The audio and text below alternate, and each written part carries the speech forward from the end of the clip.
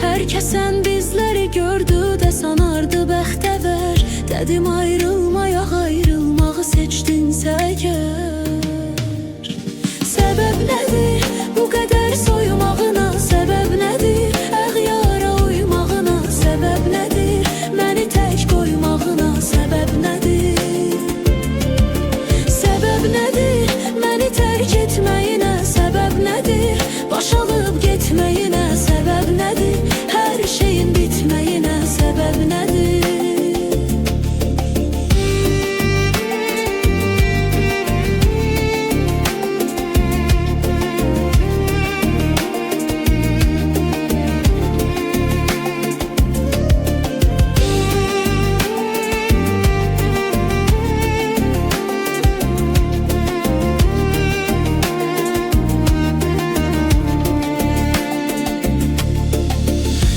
Günlərdir paramparçadı düzsə qədər.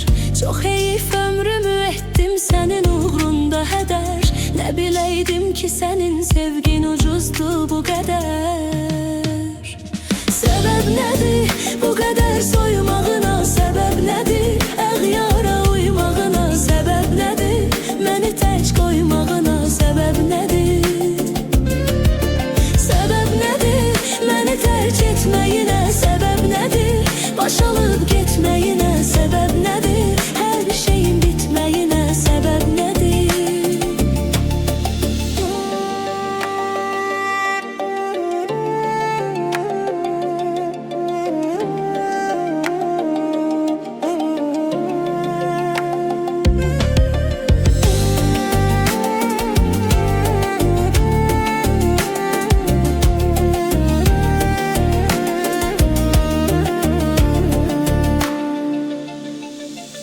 Qayıdardım mənə incisən də küssən də belə. Gedəni saxlamaq olmaz, yolu kəssən də belə. Demə əvvəldən olubdu bu həvəs səndə belə. Səbəb nədir bu qədər soyumağına? Səbəb nədir əğyara uymağına? Səbəb nədir məni tək qoymağına? Səbəb nədir?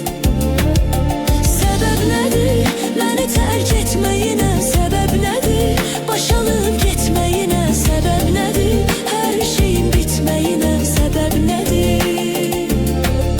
Səbəb nədir bu qədər soyumağına? Səbəb nədir əğyara uymağına? Səbəb nədir məni tək qoymağına? Səbəb nədir?